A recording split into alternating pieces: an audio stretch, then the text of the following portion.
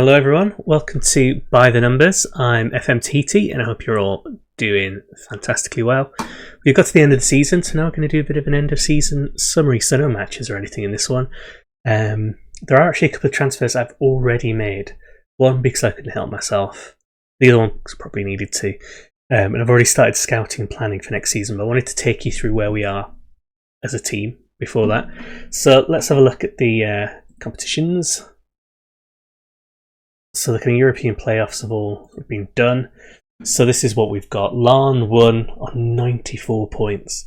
Linfield was second on 75, so it's a big gap. Linfield and Glenavon have managed to qualify for the Eurocup 2. And Crusaders somehow managed to get through. So the 7th place in this kind of split in the league does get entered into the kind of knockouts for the European playoffs, and they managed to get all the way through and win. So bizarrely, it's going to 7th and skipping for 5th and 6th. So there's that. We finished 9th in the end, 35 points after 38. Portadown managed a massive escape. So they were bottom for ages. Like if you look at this, right up here, just right at the end, they skipped ahead there and basically relegated Ballinamallard. And then they also managed to win the playoffs, so that was a real escape. If we look at where we are in the table, if we look at sort of for and against, we've got 48 for and 62 against, so minus 14 overall. We do it this way. In terms of goals scored, we would be a little bit higher than 9th. In terms of goals against, we had the 3rd worst record, so it's kind of suggesting defence or keepers got some kind of role to play in this, and we kind of already indicated that maybe our defence is where we're being let down. That's the thing, our goals scored puts us kind of solidly mid-table. It's not like the 92 scored by Larne, but it's not too bad in that sense. So if we have a look at kind of the general team stats, let's just have a look at these sort of stats, the numbers for this, to kind of break it down a little bit. So one thing I always like to kind of point out is we're not as good as the rest of the team in terms of money spent. This was actually 77,000, but it's because I've made offers for a couple of players that this has now gone up, so it's reflecting the offers to come rather than what it was, but it was 77,000. I've been touching the sides of Larne there, 5.28 million, and then Linfield way behind, Ballymena, Glenavon, all just getting in over a bit over 500,000. That's, yeah, they need taking down. But context, 12th for what we're spending in wages, got 9th, decent enough performance. We look at things like average possession, kind of mid-table-ish, which is fine because we didn't really want to have the most possession. Things like headers won, we're really low down. Look, let's do it as a ratio even, because that's better. 53% of our headers were won. The least amount of headers won overall. That's really bad considering we play a kind of brand of hoofball in a league where there's lots of long balls. So again, this suggests that we're not as good in the air as we should be, and that's partially probably in defence. We might see when we look at kind of goals conceded from set pieces that this kind of syncs up. There's a bit of a correlation there. My favourite one next, so let's look at yellow cards. So we won the yellow card competition. I'm really proud of this, to be honest. This reflects the way we are trying to get them to play, even though it sounds like a ridiculous thing to be impressed about. First place with 106 yellow cards. First place with fouls with 851, compared to the next nearest, which was 530 fouls. Tackle percentage, completion percentage of 85%, or success of 85%, which is relatively good. Others had a bit better, but we've just had so many more fouls going in that wasn't going to be quite as good. But 106 yellow cards. Crusaders, who were second, had 63. So we are throwing ourselves around getting a fair few cards in the process. And we were second for red cards, joint second for red cards. So you might make us look like we're really ill-disciplined, but actually we're playing fairly aggressive, hard tackling football, and you get cards. So I'm really pleased with that. That means part of how we want to play has actually worked. You might think, well, that means you're tackling badly, and the difference between a good tackle and a bad tackle. As long as we survive, I don't really care. If we go down and look at some other telling things, so games won in a row. we'd never won a game in a row. We're not the only ones, according to this, but we never had a run of 2 or more games where we'd win, then we'd draw, we'd win, then we'd lose. I was surprised initially, but that's because we had some cup games in between, which made it look sometimes like we had a bit of a winning streak going on, but actually it's because the cup was involved in that. Games lost in a row. Likewise, we didn't lose we only lost 1 game in a row, so 2 games essentially back to back, which is not as bad as some others. So again, we had a kind of patchy form. It wasn't consistent. In terms of games scored in a row, we never got a continuous scoring. We'd score and then we wouldn't. We'd score and then we wouldn't, and so on. Games without losing, same kind of thing. We didn't go on a particular kind of unbeaten streak. Games without winning, again, we had a couple like that. Games without conceding, we didn't. So we've got a leaky defence. We weren't consistently scoring. We weren't getting the results out. This suggests really patchy form rather than anything horrific. This suggests something that can be improved fairly dramatically. In terms of things like goals from corners, we only had 1 goal directly from a corner, which is not it's not how I remember it. I'm not sure how accurate this is. But it could be some of the ones we got from corners I do remember came in the cups, but let's assume this is accurate for the moment.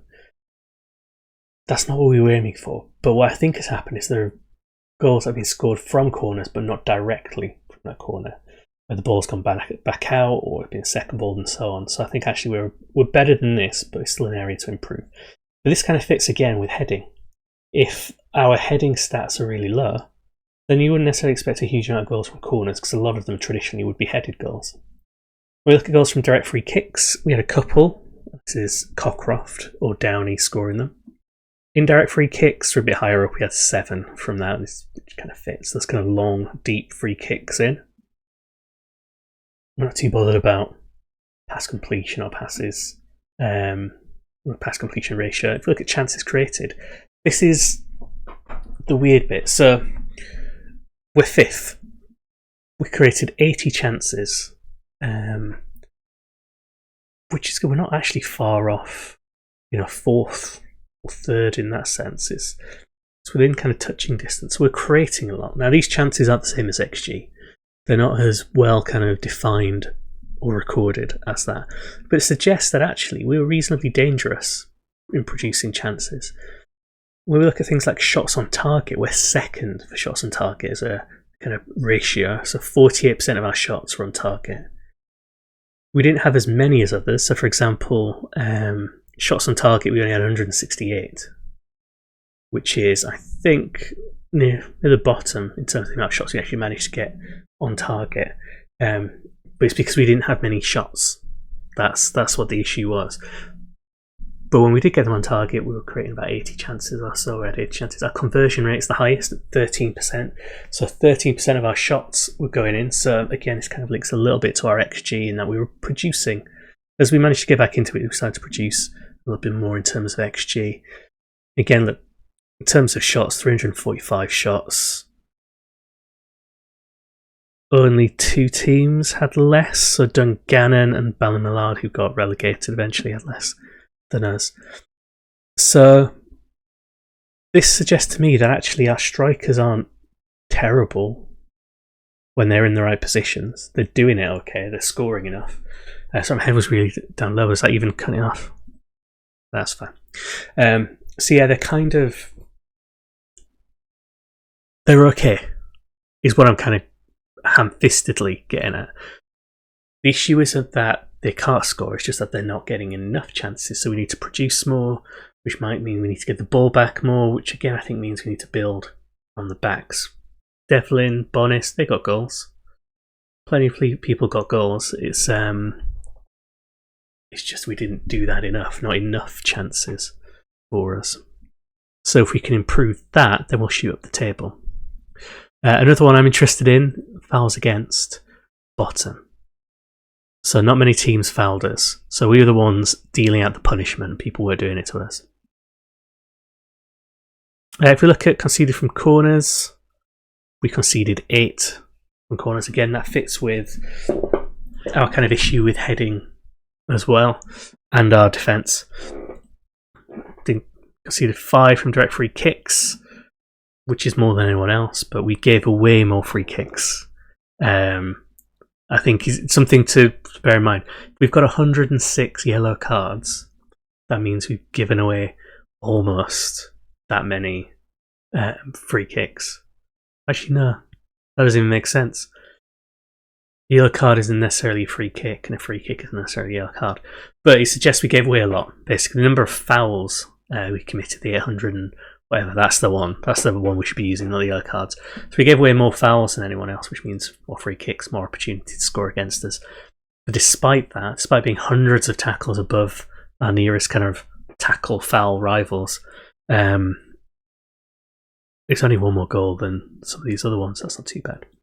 Indirect free kicks, 14, so the worst. So these kind of corners, 8. Indirect free kicks, 14. 22. Yeah, 22 goals conceded coming from that kind of issue. And again, if we just quickly go back to the stages, 22, if you take 22 away from that, it's only 40 conceded. 40 conceded would put us up here in the kind of rankings. It would put us in the top half easily if we had that kind of... We could eliminate those goals. So if we could reduce them a bit, even taking away 10 or 12 would push us up into this other half of the table. So something to look at. Going a bit further down in terms of... So we know about... Let's get 8 clean sheets, not the worst, nowhere near the best. Plenty of fouls made. Tackles won, pretty high as well. Our tackle win ratio looks like it's really low, but actually it's because everyone's tackle win ratio is fairly even, so there's not much between it. We're only 4% behind the leads, so it's not a massive issue there. And we also conceded 9 penalties. Again, not the worst, but quite a few. So in terms of this kind of performance stats, I think we've got stuff to work with. I think we can improve reasonably, and it's small improvements. A little improvement to the defence, an improvement in the air, and suddenly we can shoot up a bit quite nicely. In terms of things like average attendance, we've got average attendance of 514, which is just over half our attendance. So by capacity, it's like 51%. We had 3 sellouts as we went through. We still had the lowest attendance on there. Do we have the lowest average attendance? Almost lowest average attendance, but we are one of the small sides. And if we look at the transfer spend, we didn't spend anything, we didn't make anything, and the wages, as I mentioned before. So from this, my kind of inkling is we need to improve the defence. We need to get better in the air, and that will help. That will help do the trick. In terms of kind of finances, we've been given a new budget for next year. So we've been given £11,000 to spend, which we're almost certainly not going to spend, and $3,194 per week to spend on wages. We're currently spending just over $2,000. It's probably going to still be about $2,000. So we've got about £1,000 to play with if we want to. In terms of our overall balance, from being in the Premiership, so essentially from here and starting the Premiership,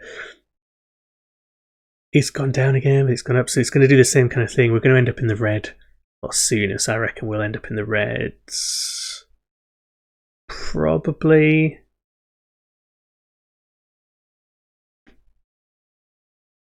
about April time, I think.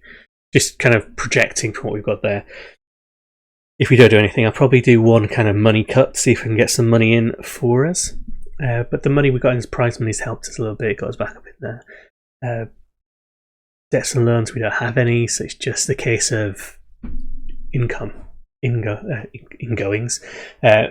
Income versus outgoings. We just need to try and be efficient. So if I can get away with not spending this grand, I'll try and get away with it. Club Vision, they gave me a new contract. They still want to play high tempo pressing football and make most set pieces. They're concerned about a few things here and there, but things like Gary Warwick's performance can be an issue because he's going. We've got B- within our wage budget. Pleased with this. They still want us to just fight bravely against relegation next season.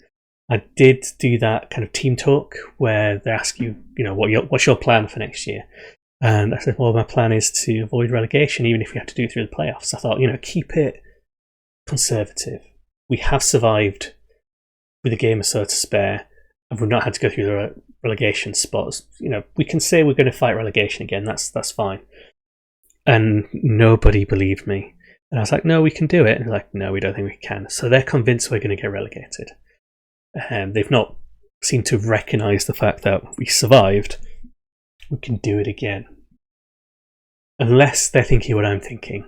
And that may be part of that survival was to do with the fact that Portadown were so unexpectedly bad this season. So if they improve, it's probably going to be between us and the newly promoted side, which I don't know who it is. I'll have a look in a second. So you got that to look forward to.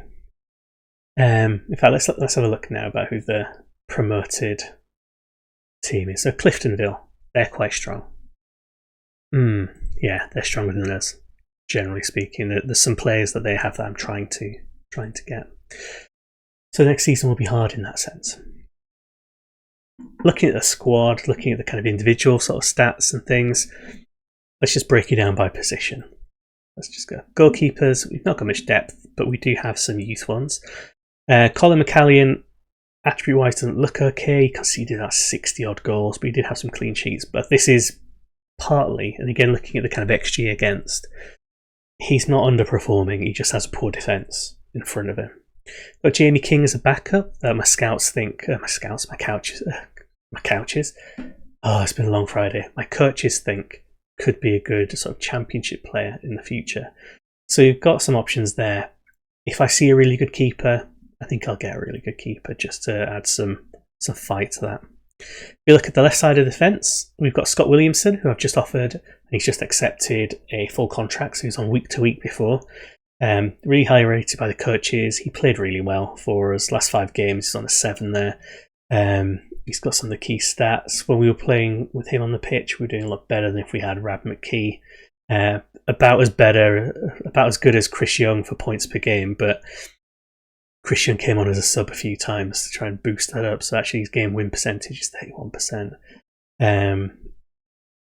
Stats wise, he's generally better, not in all areas, but generally better than Chris Young. But he plays on the left.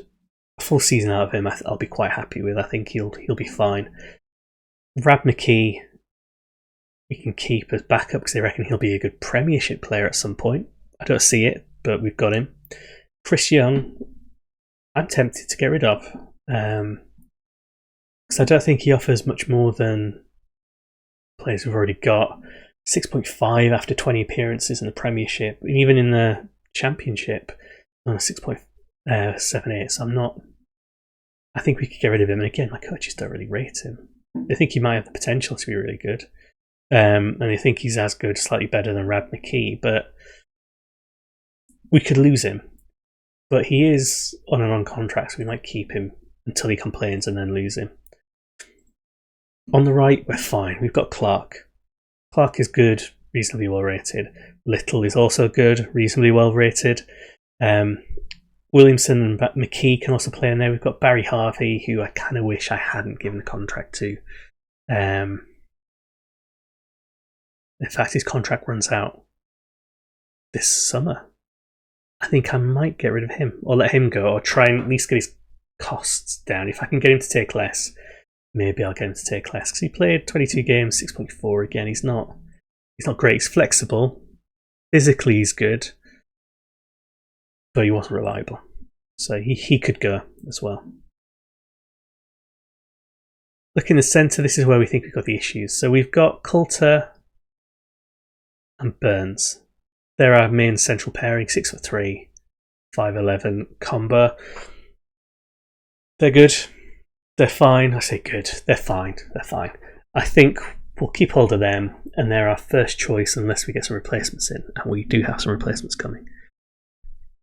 We've also got Evans here as backup, but to be honest, even though he's 6'4", he's not great. So I'll try and get his contract down or the same and see if we can keep him.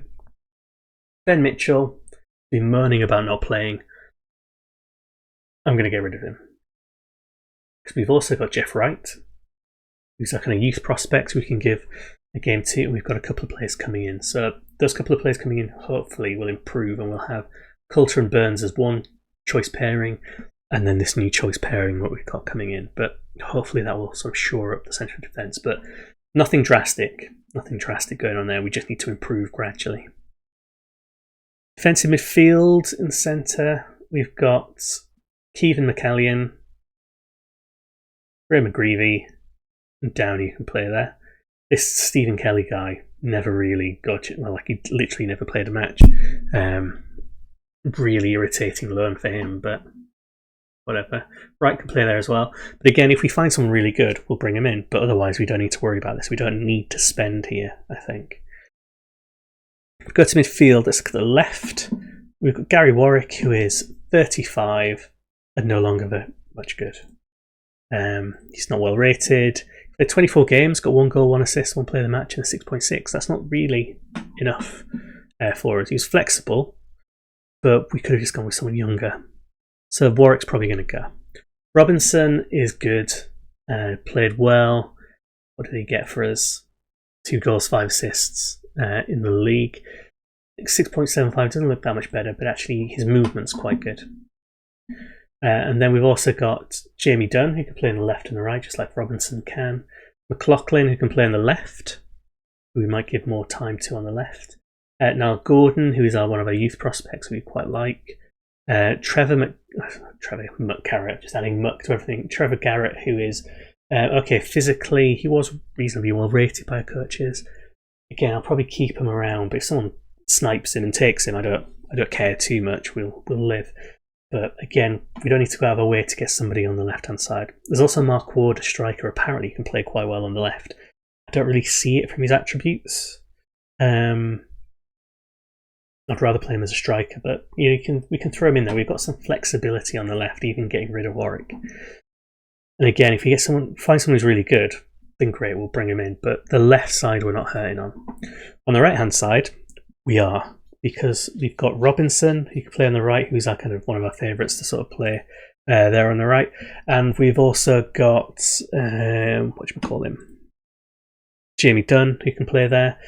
Warwick's going, and Barry Harvey can play on the right, but I'd rather not because he just doesn't look good enough to do it. And again, he might go, or we might get his wage down. So the right-hand side, we need something. So to central defence, which we started to look at, and the right-hand side of the pitch is where we've got gaps so far, I think. Can attack midfielder spot. Got Downey, got Cockcroft. If we can find either a youth player that we've got, there is one I've got my eye on who can go in there if need be, or we can get someone in who's good and can compete, then we'll do that. But to be honest, Downey's quite good there. Cockcroft's quite good there. He's got 10 assists this season and a goal. What did Downey get? 1 assist, 1 goal. But he also played in the defensive midfield position. He's got my hairline. Looking at attacks, looking at strikers, we've got McLaughlin, who should be scoring more than he actually has. We'll give him another kind of season. He only got 3 goals. We've got Ward, who got 5, who made a good start for us. So we're thinking McLaughlin and Ward as a kind of pair.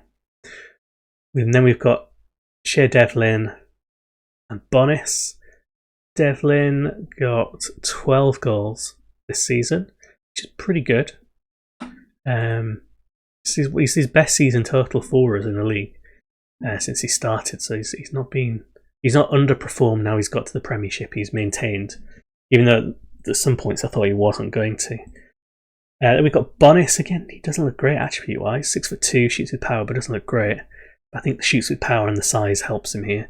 13 goals, so that's not as well as he's performed in the last 2 seasons, but it's a step up.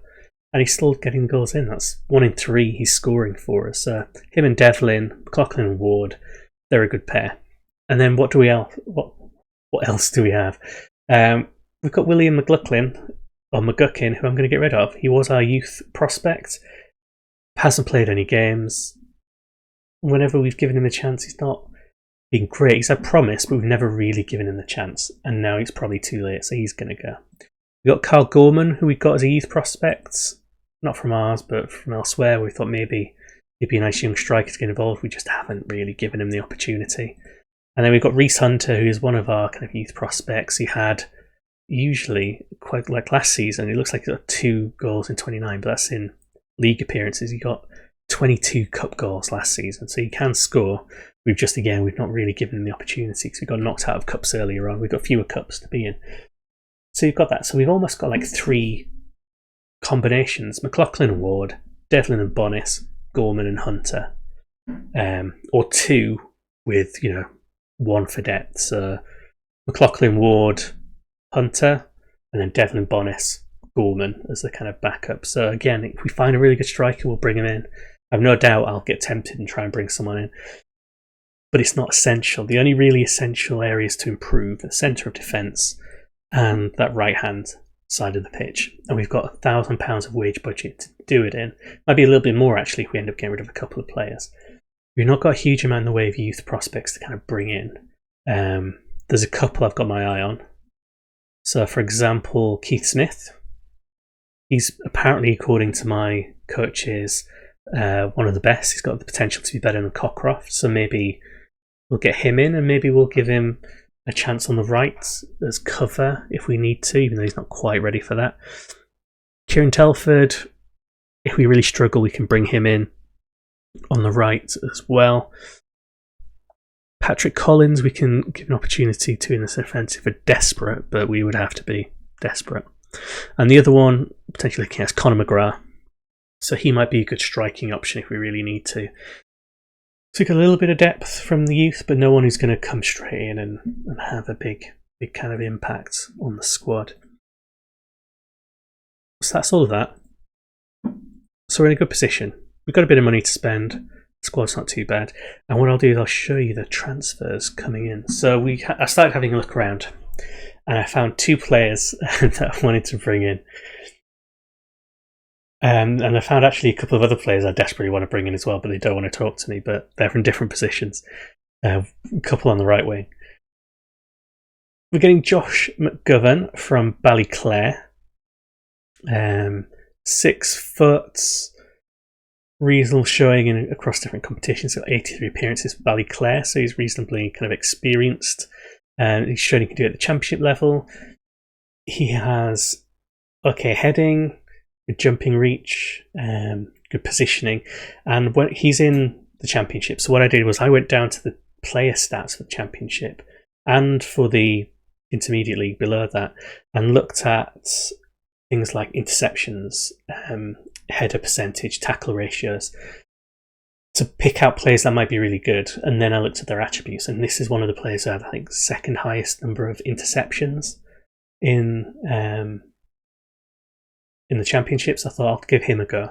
The scouts rate him as 89. They think he is almost as good as Burns and Coulter. I think he might have, they think he's got the potential to be better than both of them. I don't think it'll take him long to become better than them, but he's a really good option. It's not like we're then stepping down to the likes of Evans or Mitchell, which we've had to do in the past. And the other one is, I saw his name start of last season. I thought that's a really good name. Ricky McQuitty. Ricky Rage McQuitty, which I'll probably change his name to. And when I saw his name, I thought, this is hilarious. I took a screenshot of it to share with a few people. But actually, he looks kind of good. Now, some of this will go down. It'll go down to the lower sort of attributes. I'm sure it will do. But he's playing for Ballymena United reserves, so Premiership side. So he's come from a Premiership kind of academy. He has played in the Championship, did okay, but he looks okay. Like, his positioning is not great, but his jumping reach is okay. He could be quite good as a 6'2", and again, he's rated as 76.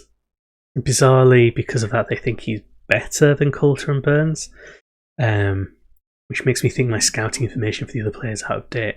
But these 2 that I've got the potential to be, they're both rated as potentially being Premiership players in the future. I think they're as good at the very least as the players we've got, and they've shown they can do it at the Championship level. They're just seeing if they can make a little bit of a step up for us. And there are a couple of players we're interested in. Can we see them on here yet? No, I'll show you them later. We've got a couple of players on the kind of left and right of the pitch that I'd like to get in, but they just won't talk to me. It was the same with the defender, potentially. I'm going to keep on going. Hopefully, when our reputation goes up, we'll be able to bring them in. But we'll see. But at the very least, we've actually already started to improve our defence, and we'll get rid of some of the dead wood. And then the next episode, that'll be confirming all transfers, the first game next season. Thanks very much for listening to me blather on, which you probably haven't, because why would you for this bit? Appreciate you watching the videos. Thanks very much, and I'll see you in the next episode.